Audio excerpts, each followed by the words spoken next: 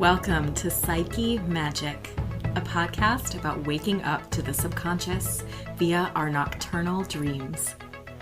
I'm your host, Jordan Hale. I'm a psychotherapist based in Nashville, Tennessee. Together, we'll learn to befriend the unknown and her deep well of wisdom. While aspects of this podcast may feel therapeutic, it is never meant to take the place of therapy. Turning all the time in my sleep, in this fever dream, sleeping on the side I used to be, in this fever dream. Welcome to the very first episode of Psyche Magic. My name is Jordan Hale. I'm a psychotherapist, and I'm a recovering people pleaser who is currently tackling a decades-long fear of sharing myself and my ideas publicly. So, to quote one of my favorite movie idols, Cher Horowitz from Clueless, Carpe diem! Let's do this. I wanted to make this show because I'm endlessly fascinated with exploring the language and wisdom of dreams. On this podcast, we are open to many ways of knowing, including but not limited to science and rationalism.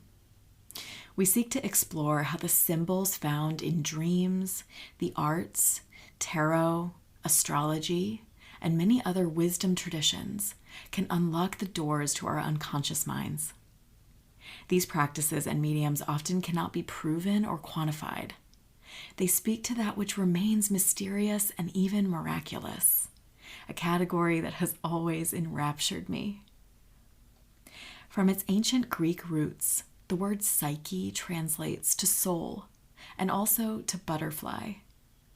I especially love this additional layer of symbolism because butterflies have historically represented transformation. To echo the teachings of Swiss psychotherapist Carl Jung, my main man, I believe that true healing must incorporate transformation on a soul and spiritual level. I'm interested in helping to make the work of Jung and other great thinkers of our time more accessible and applicable from a modern feminist perspective. My goal is to share this adventure of dream exploration together, not to tout myself as an expert. This podcast is a platform for me to create conversations and community around a subject that has been so enriching for me personally. I'm so excited to share more about my dream life and experiences, to interview friends and guests about the intricacies of their dreams, and to hear from all of you along the way. I'm so glad you're here.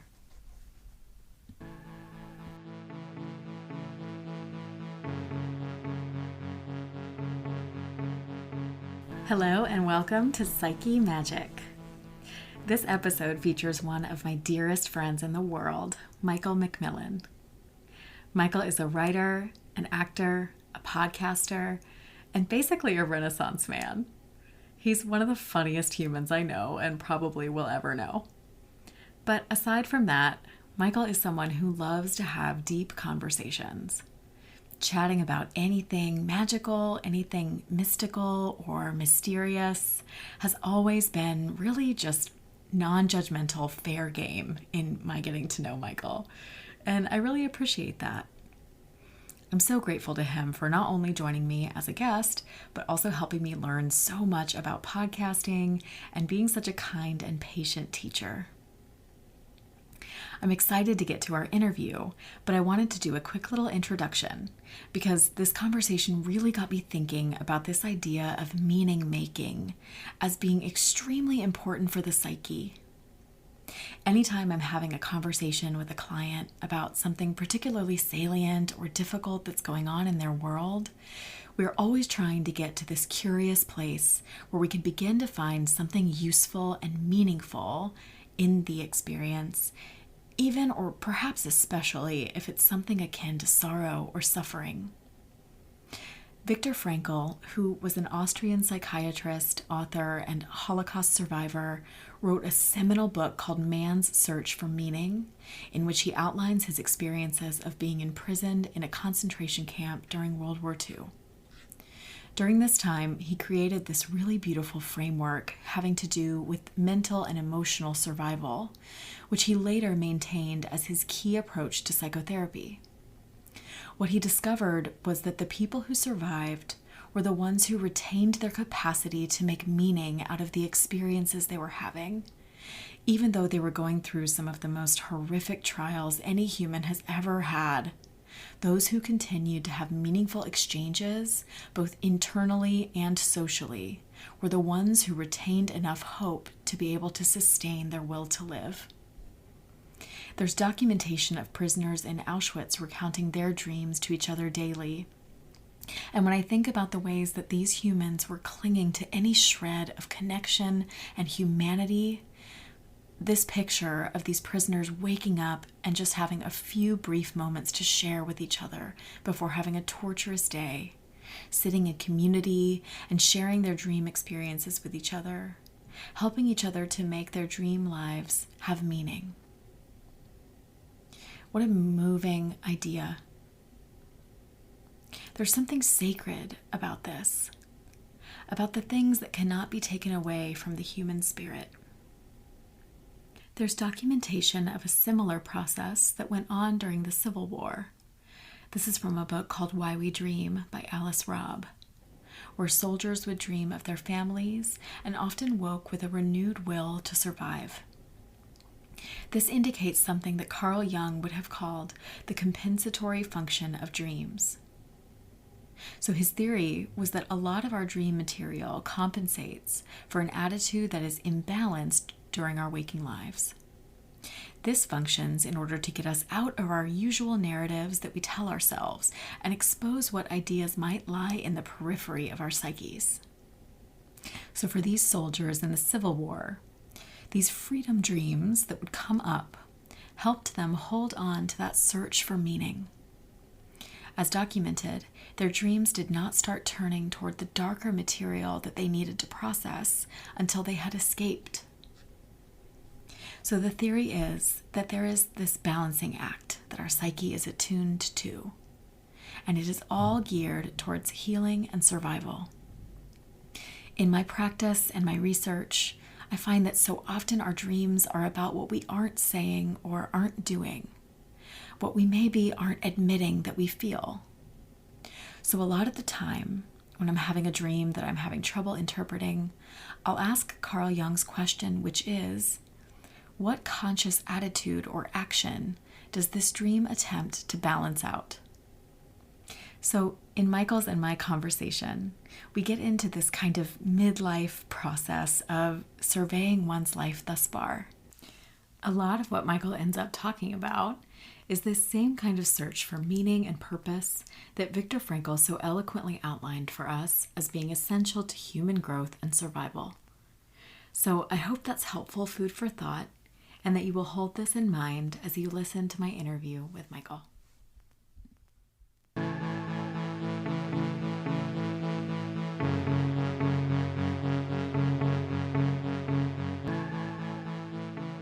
So here we are. I'm so excited to be doing this with you, Michael, because I, A, feel really comfortable with you. You're one of my closest friends. And B, you're a podcaster.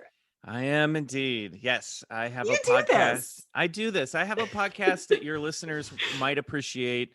It's called Bigfoot Collectors Club that I co-host with another actor friend, Bryce Johnson, and then our on-air producer, Riley Bray. And we talk about aliens and cryptids and ghosts, paranormal, supernatural, all that fun stuff. And then occasionally we will get into some of the more like realms of the psyche, and Yes. lucid dreaming has come up a lot. So this is sort of adjacent to what we do, a bit more grounded and less silly, but Well, but I think that, we'll see. yeah, that's Who true. knows how silly we will get. But what I'm learning and what you're also helping to teach me is that so many of these realms do tend to overlap so often. So you end up really digging into, as you're getting into the more sort of mystical aspects of existence, you're also learning about how what is outside is also inside, like as above, so below. We contain multitudes in our psyche. I'm excited. These kinds of conversations are so intimate.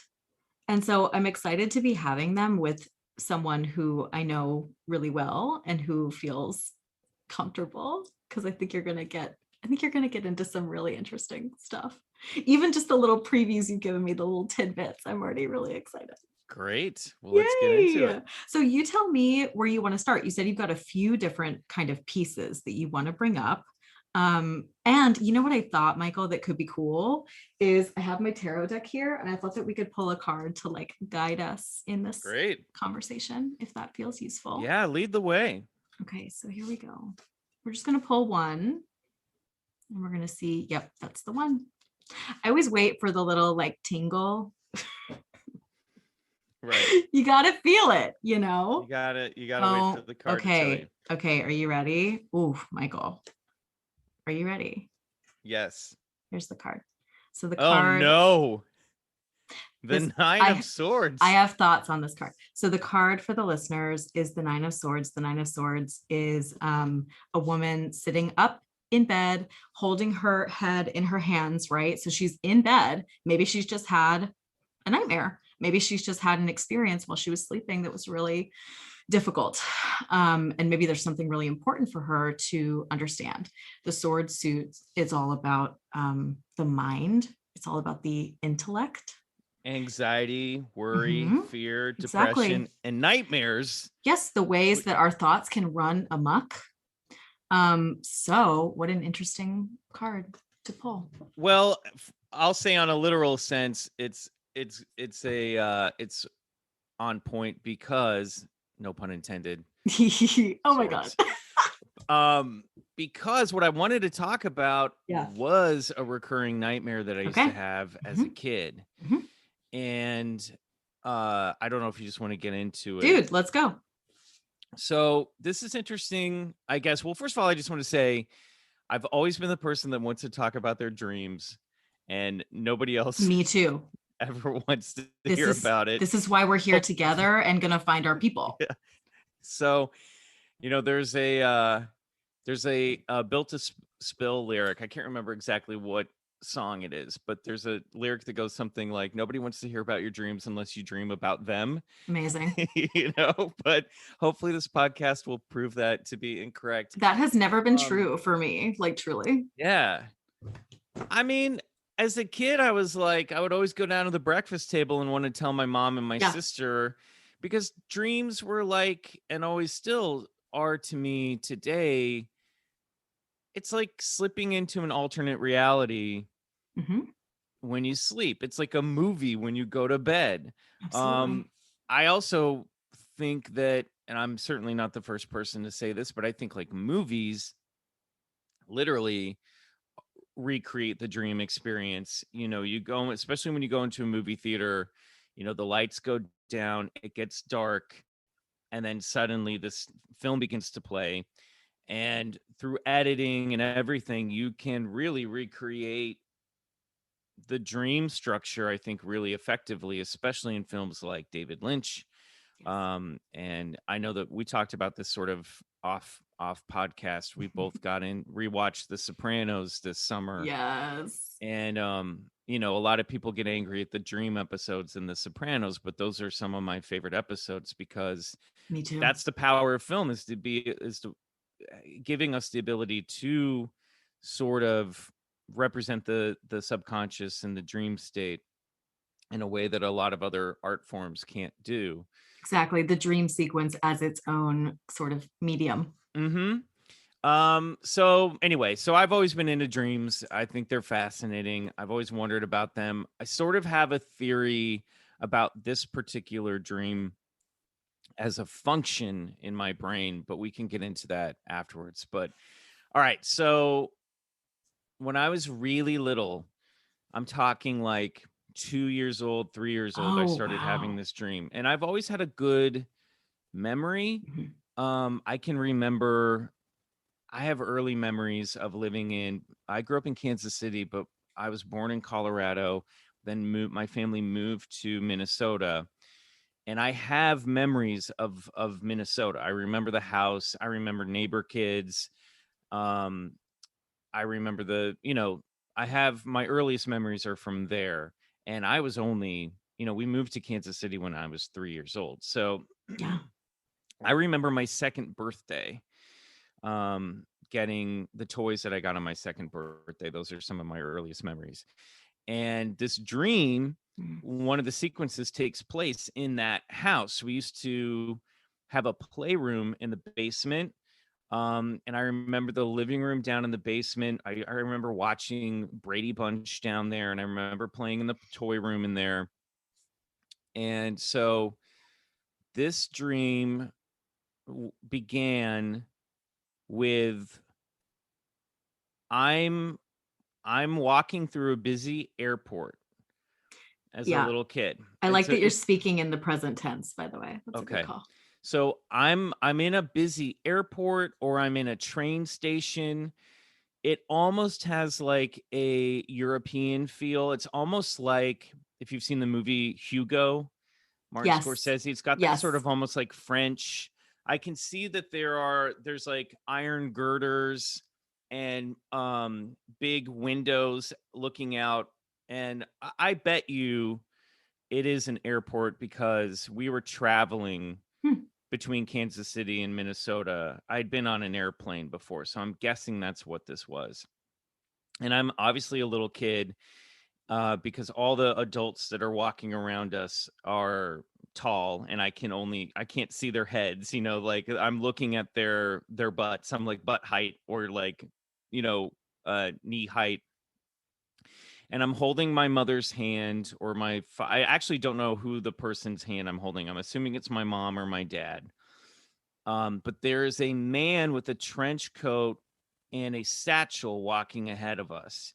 And this satchel is like this old, almost like fisherman's like wicker satchel, which I think my parents had one of those as a decoration around the house, but it's got like a belt loop on it and like a buckle on it.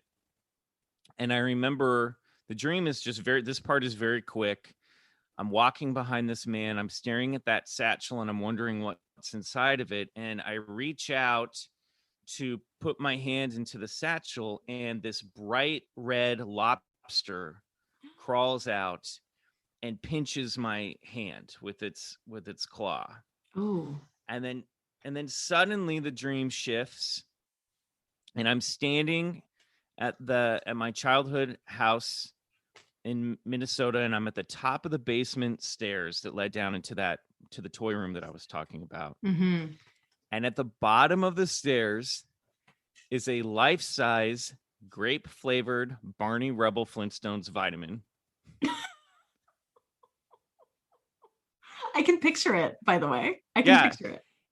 he's like the size of a character at Disneyland, Oh my one of those God. walk around characters. Yes. And he telepathically communicates with me and it's like, come on down, Michael, come downstairs. Get out of here. And I remember jumping off the top stair and tucking my knees up to my chin Like a cannonball? a cannonball dive. Yeah. And as I'm floating through the air, the dream shifts again. Mm. And I'm still in that fetal position, but now I'm lying on the kitchen floor and I'm looking out the window. And my mom is standing at the sink and she's also staring out the window.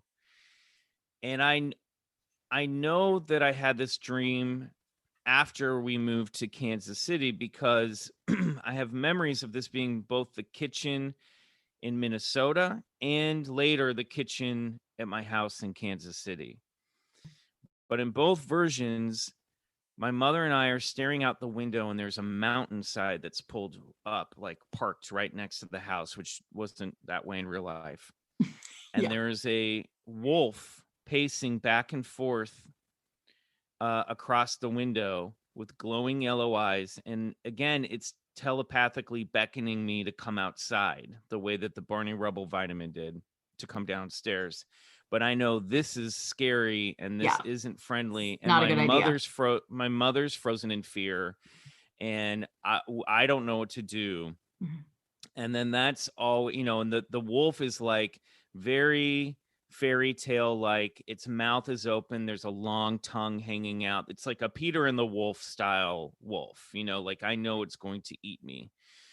And then that's where the dream would end. That's always where I'd wake up. I had this dream so often when I Exactly the was same. exactly the same, that I could predict what was going to Mhm. happen next. I would start in the airport and I'd be like, okay, You I start know to I, recognize yep. what's going on. And I would go, okay, stick my hand in. There's a lobster coming out. Okay, now I'm at the stairs. I'm jumping downstairs. Okay, now there's the wolf.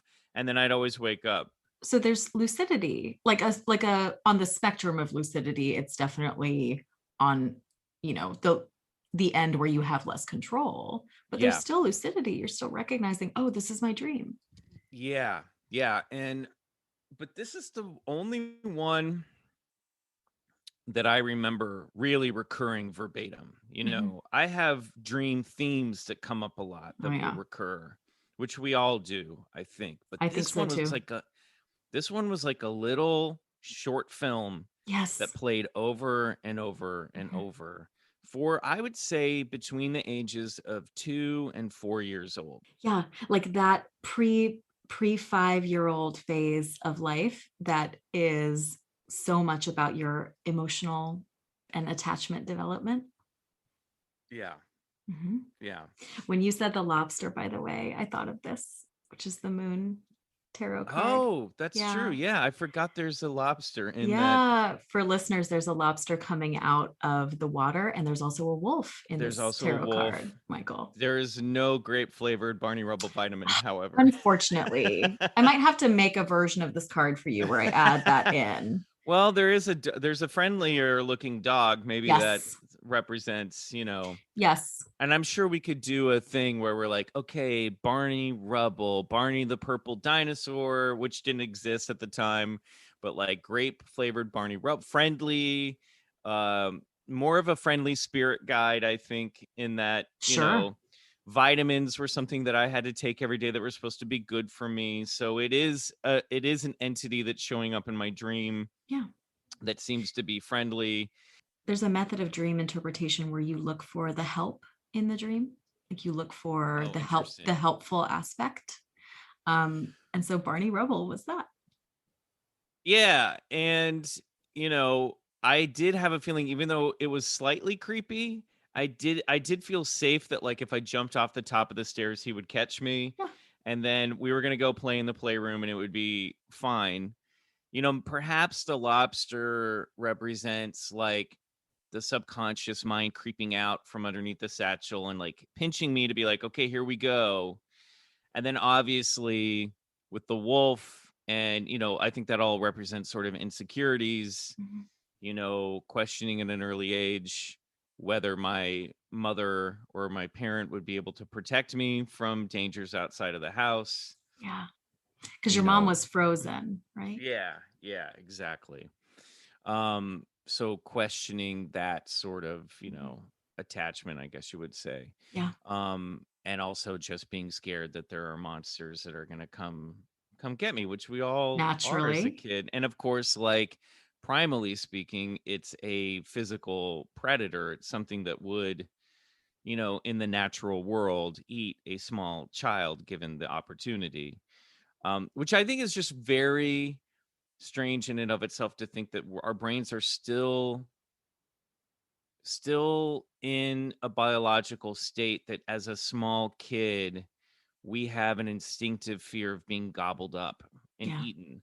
And so many of the monsters that we grew up with in our stories were about, or like the witches in Hansel and Gretel, like she's going to eat them. It's all this fear of being literally eaten. Mhm. you know Yeah. Like which a we small, helpless animal in the forest.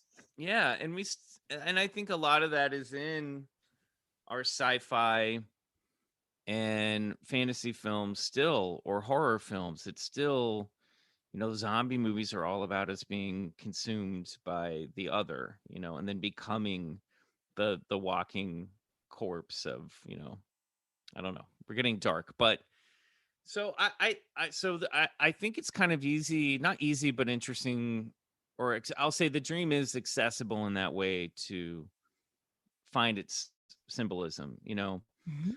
But I also had a theory. I have a theory because I thought about this dream a lot, obviously, growing up, and I would wonder why I had this so many times. And Yeah. I have a theory that maybe it was also a way to help train my forming brain to like jumpstart like my memory machine. Mm. You know what I mean? That I wonder if it was just my subconscious playing back a tape and showing it to me again and again to sort of to teach or to as my memory was literally developing as a Yeah. little kid, Yeah. because that would make sense to me. It's sort of the brain working its memory, running its memory program for the first time. And I also, because I the other thing that would happen was I had another recurring dream that I think actually was based on a memory. Again, I was really little, and I know this because I have a cousin who's 7 months younger than me. And in this dream, she is in diapers and she's a toddler, but she can't talk yet. And we're in the living room of my grandfather's house in Missouri. And I remember in real life, I think this happened in real life. We were standing in the living room and she came out of the from the back bedroom, probably just out of a bath or whatever, and she was in her diaper Mhm. and she's babbling at me. And I remember thinking, oh, she can't talk yet like I can, and feeling like a little smug about it. Mhm. But I'm only 7 months older than her, so I couldn't have been. But I remember thinking, like, oh, she can't really say words yet, and I can say more words than she can. And that memory would often play as just a little dream. And I'd go, oh, wait, I'm experiencing this again. And again, I would see this dream memory as a dream on and off, um between those same ages, about two to four. So I guess that Yeah. did recur in the same way, but that I felt like I remember that really happening, and then that memory played back as a Huh. dream. And so I've always thought maybe there's something to that. There's something about our brains at an early development stage that one of the function of dreaming might be to help work that, memory machine, start Yeah. get that going. Everything that you're doing developmentally at that age is all about consolidation and learning and repetition. And we learn via hearing things over and over and over. As humans, that's what we need in order to retain information. But it's interesting to think about the function of dreaming evolving over the lifespan, because Mm. when you're a Mhm. child, you're not you're not introspecting about these things. You're just experiencing them viscerally. But it is interesting too to think about the richness of the symbolism of your dream, and how what Carl Jung would call the collective unconscious shows up even in the dreams of a child, themes that feel more sort of ancient and primitive. On that note, we're going to take a quick break and we'll be right back.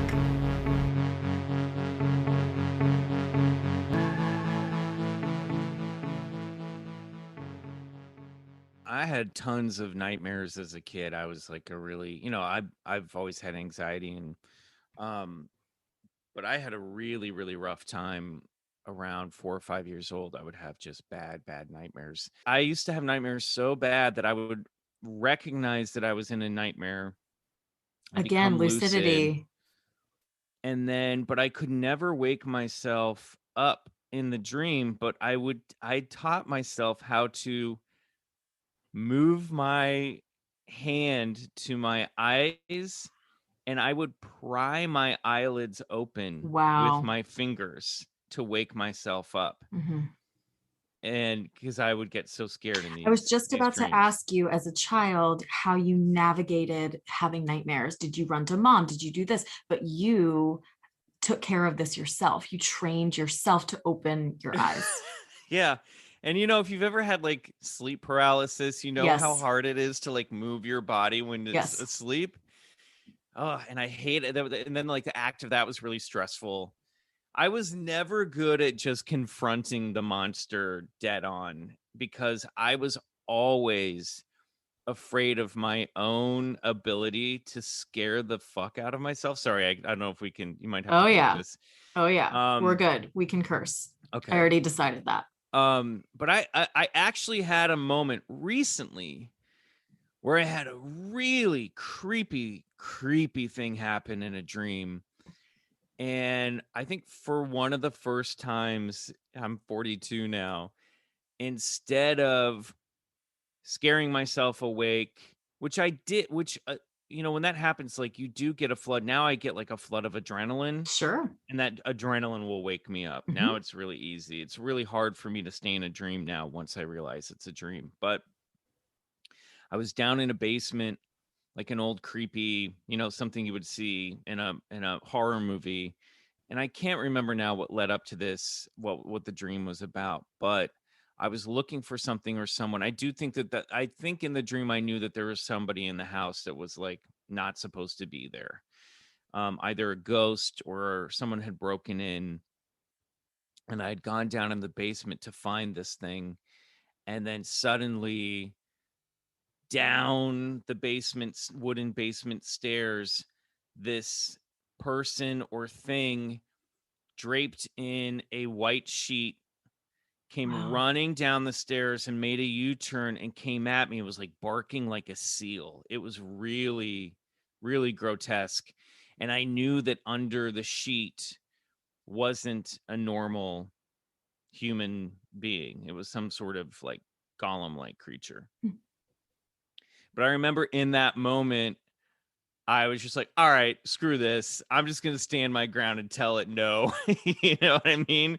And I did that and it came rushing at me. I was like, nope, you're not doing this to me.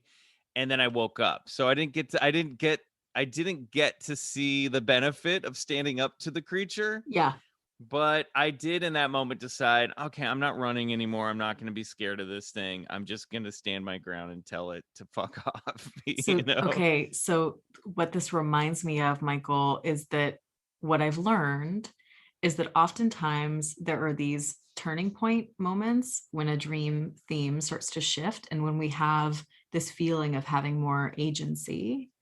And oftentimes those moments in a dream tend to align with finding that feeling more, even just in your life, in the conscious. And there's actually a lot of research about how finding those more sort of lucid moments in a dream can be really helpful for people who are struggling with Mm, PTSD, nightmares that replay over and over. Being able to have that moment in a dream of just saying no and finding some authority can be really healing. I think that's really cool. yeah. And I think I'm at a, age now where, I would always hear about this growing up from people who are older and wiser, where they got to the point where they're just like, I don't care anymore. You know what I mean? You give less fucks. You give less fucks. And I think I'm hitting that stage in my life. Yeah. Um, and it's tough because I'm an actor. I'm what people would call a successful working actor. I think I've finally am reaching a point in my life where I'm like, okay, I I didn't do all this stuff that I thought that I might do in my 20s and 30s, but I did some of it, and I've done a lot. I've done enough to go, hey, you're making a living as an actor. And now I'm learning to sort of let go of that fantasy image and accept my career and myself. And also, aging starts to do this to you where you're like, well, from a physical standpoint, you're like, I'm just, I am getting older. I'm going to continue to get older. In I some ways, this know. will We were benefit just my, talking about this. yeah, in some ways, this will benefit my career. In some ways, it won't. But I'm just learning to accept I think like really for the first time, like accept myself for who I am and accept my limitations and not be embarrassed or ashamed of them. Mhm. And so I think having a dream in a moment like that where I'm like, all right, goblin in the house. Like, I'm no. done. I'm done. I'm tired. I don't want to do this anymore. Um could I think that that rings true what you say, you know. And Yeah. I haven't figured it out No, obviously, no, no. but That's not the point. The point yeah. is that there's a shift that's happening. And so it's being echoed in this theme. And even just to hear you talk about, I think that this is such a common human experience. You're framing it in terms of being an actor, which is a really specific human experience.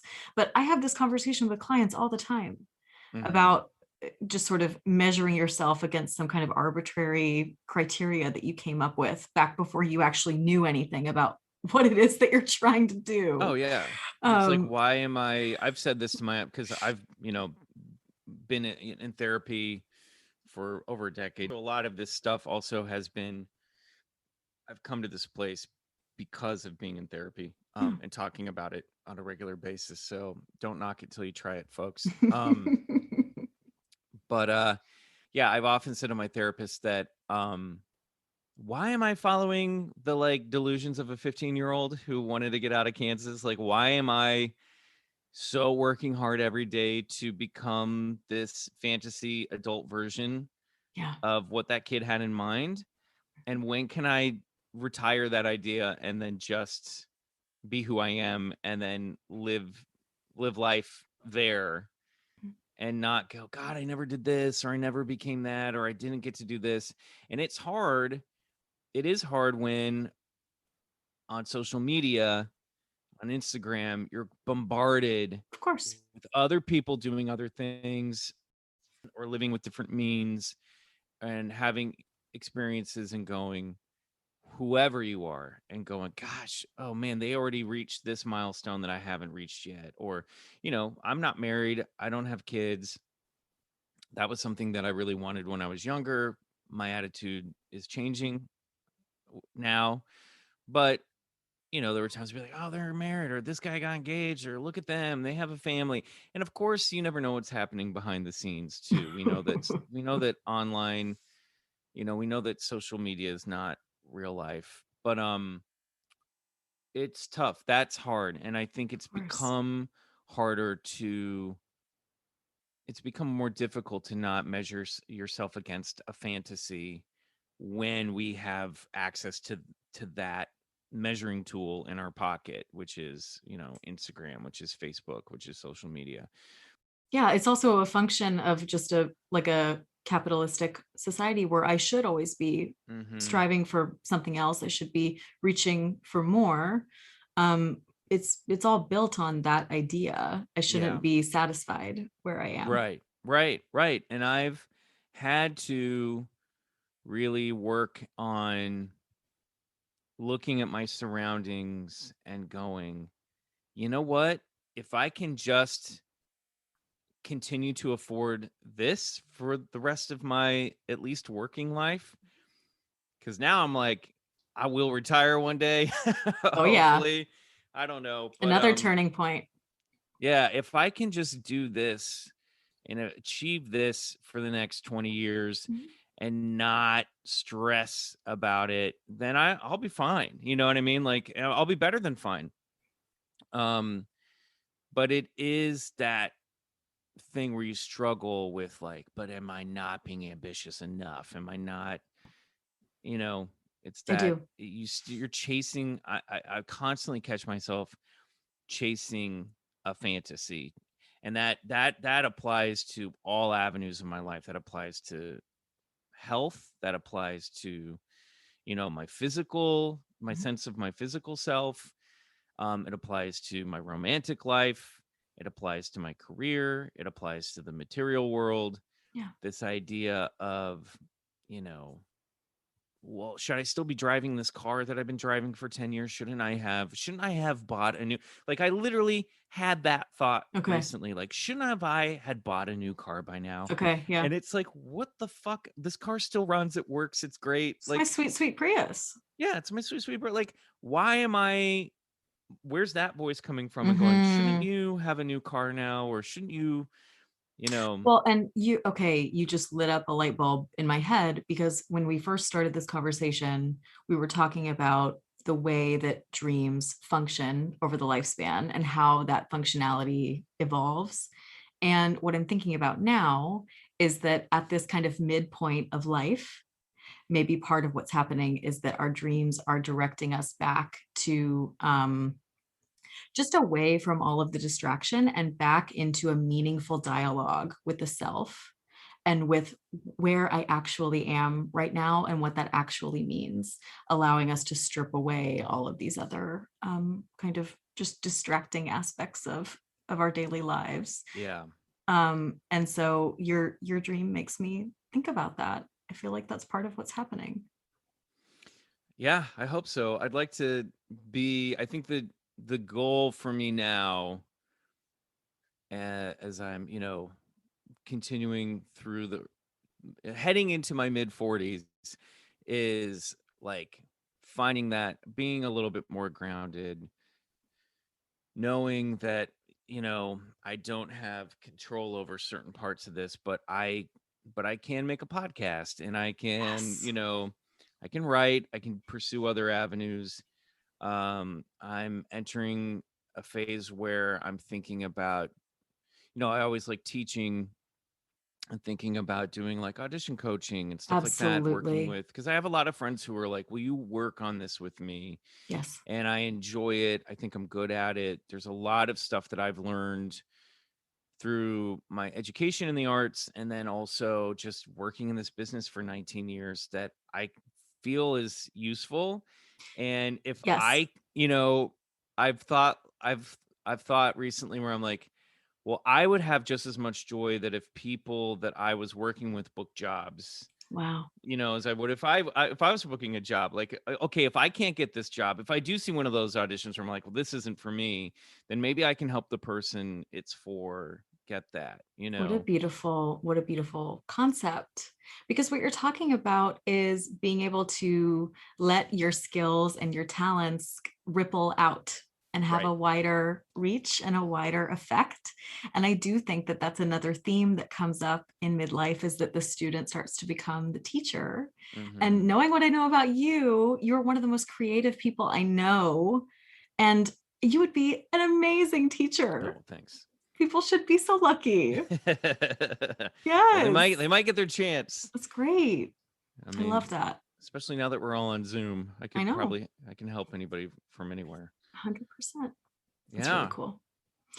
Well, this has been delightful. These are just some of my favorite conversations to Ah, have me too. in life. I think that they're really enriching. Are you okay, just for funsies, because I'm curious, are you a person who like keeps and records your dreams? Do you do that? Do you go through phases? I have gone through a couple phases in my life where I've tried Yeah. doing a dream journal, and just like a real journal, I never keep up with it. Okay. Um, but I have had, this is something we didn't touch upon at all. I have had dreams or a nightmare like that one with the creature under the sheet, where I went, "Ooh, this might be the spark of an idea for like a horror movie or a sci-fi Absolutely. movie." So I have gotten ideas from dreams, and I've put some of that stuff into things that I've written. Um, and I know this isn't my story to tell, but recently on the podcast, Riley, our producer, who's also a very, very talented musician, and composes a lot of music for our show, he talked about uh, composing a song in his dream, which he remembered upon Oh, waking, and then immediately ran to his keyboard and wrote it down. And it was this really cool piece of music. So I do beautiful. think we can, plunder our subconscious through dreams and get ideas and get inspiration for our creative stuff. 100%, Yeah, the most famous example coming to me is Let It Be by the Beatles. Paul McCartney dreamt about that song, Oh, I didn't know about that. those lyrics. Yeah. Whoa. Guess who told me that, Daniel? Shocking, Yeah. I know. Yeah. My husband Shocking. Daniel has a wealth of knowledge about music. And Paul was So like, yeah. also, I'm gonna write this one without the three of you guys. Okay, this is. Yeah, exactly. He's like, I got I this. think it was Just that one or yesterday. I can't remember. I don't have my Beatles history, but I feel like yeah, he's like, don't worry about it. I got it. yeah, I got this one. Mhm. I know. There's actually, I should do an episode about that because there are so many pieces of art and literature and music. I mean, the most incredible works that have been inspired by dream material. Well, and I can't remember. I'll have to um look this up or talk to friends, but I also know that there's like an acting teacher in LA or was that would use literal dream work to help actors develop their characters. And I'm Fascinating. not sure how that works because I've never taken a class or studied or worked with them. But, if we can figure that out, maybe that's somebody you can talk to as Oh, well. I love that. I just think it's fascinating. I want I to mean, it's talk about just, it forever. it's wild. It still blows my mind that as many times as I'm lucid in a dream, there's still many times when I'm not. Oh, And then I wake yeah. up and I'm like, why did I believe any of this was happening? Which Yeah, that to me is fascinating. And I it know. really does feel like you're in an alternate reality. And I'll say, as somebody who has dealt with grief a lot in the past few Yes. years, seeing dead loved ones in a dream can be really healing and oftentimes feels like it's really happening or they're crossing over from the other side, which I'm open to that Yeah. possibility. But I lost my beloved bulldog, Albie, a year ago.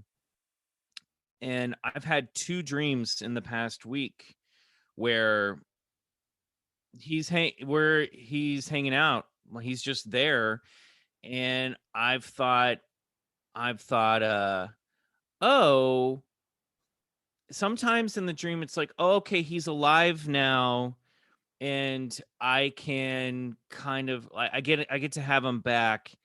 And now I don't have to worry about him having cancer, you know. So even though that like clearly defies all logic, I don't stop and go, oh wait, this isn't possible, No, it's like maybe I need to feel this way right now. and he's very real, and being with him is very real, down to like smell and texture and personality.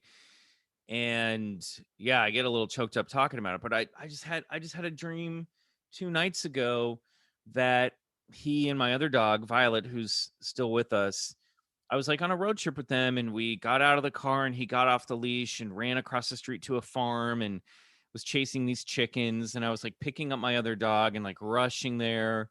And there was this elderly couple that were like, oh, it's okay. And he was like running up to Sweet. them and getting his butt scratched. And then he like took a huge poop on their front yard. And I was like, I'm sorry. And I like picked up, got out the doggy bag and cleaned it up. And it was just like, it was, I'm sure we can unpack all sorts of some symbolism from that, but it also was something that like could have happened in real life. You Exactly. know what Just I a little mean? little slice of life. Yeah. I mean, I do think that one of the recurring dreams that I would have with Albie on often a theme would be him getting away from me, and me having to Yes. chase and go get him. And I think that that's just obviously struggling with. I have lost him in real life. Like I think the thing that's tough when you lose a pet is that fear, that separation anxiety where you're like, they are somewhere else and I can't I get know. get to them, I Sorry, know. I'm getting choked up. No, I know. But Yes. And I really do think, Michael, honestly, and this will be a conversation that continues to unfold, but I honestly do think that our loved ones, including pets, do visit in dreams with the purpose of communicating and comforting and reminding us that their consciousness is still around. yeah, I do too, because it does feel like what we would talk about in the paranormal world, a visitation, that there is somebody there being like, hey, I can't do this with you in the waking life, because of the limitations of Because- your right. senses. But in the dream world, we can still Yes. hang out, which is cool. It's really beautiful. Yeah. Mhm. Anyway, I can't talk about it anymore without sobbing I know. hysterically on this podcast. Trust me, so I as a dog mom, I have to pull you back a know, little bit. you know that I get it. Yeah. Oh, Oh yeah, I know. big time. Yeah, I really think that, I don't know, I think that for me, a big reason that I want to do this podcast is that I want to encourage more people to give credence to and pay attention to their inner worlds via their dreams. I think that there's a lot of really healing stuff happening, but that a lot of the time we're just not attuned and accustomed to paying attention. And what we know in terms of just neuropsychology is that what we pay attention to grows and develops. And so the more that we start looking at our dreams, paying attention to them, listening to them, the easier it is to remember, the more they come. Something that's really cool for me is that I do keep a dream journal. Well, I try to. I'm not always good about keeping up, but sometimes what will happen is that I wake up in the morning and I do my meditation where I just sit quietly for a little while. And oftentimes, as I'm sitting there and going into that kind of altered state, my dream images will start coming back and just falling back into my brain. So there's something about just finding that quiet place and just allowing it to be there. Well, and I would say too, like if we get to enter this sort of alternate reality every night, like embrace it. Yeah, You why know what I not? mean? Because I do think that in some ways dreams are as real, and they certainly have emotional resonance and a Yes. physical. There is something It's tactile and physical about them. experiential. Yeah. It's as real as going on an amusement park ride or watching a movie or reading a book. It's as real as that, which is pretty real. Yeah, these are some very know? rich experiences that you're describing. Yeah. For Yes. sure. I know. Well, this is so fun. I know that we will do this more, but Yes. I appreciate Great. you. Thank you Well, so much. Thanks for being someone who actually wants to listen me talk about my dreams. Dude, anytime, like on and off mic, and also like vice versa. Yeah, it's just so fun. That's it for the show. Thank you again to my guest, Michael McMillian. I had a blast talking to you as always. Do you have questions or a dream you want to share?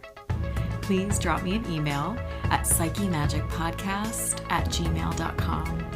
That's Psyche Magic with a C, podcast@gmail.com. Or you can leave me a voicemail via the link in show notes. I'd love to hear from you. You can also follow us on Instagram at Psyche_Magic. Psyche Magic was produced, recorded, and edited by me, Jordan Hale. Our theme music is by Young Summer. Artwork is by Annika Murphy. Special thanks go to Daniel Higby, Michael McMillian, and any of my other wonderful friends and family who listen to the show in advance. You know who you are. You can check out information about this and other episodes on our website, www.psychemagicpodcast.com. Psyche Magic is available via Anchor across all podcasting platforms. If you enjoyed the show, please consider subscribing and feel free to leave us a review if you're so inclined. Thank you so much for listening. I'll leave you with a question. If you must sleep through a third of your life, are you willing to sleep through your dreams too? Get your dream journals out, y'all. I'll catch you next time.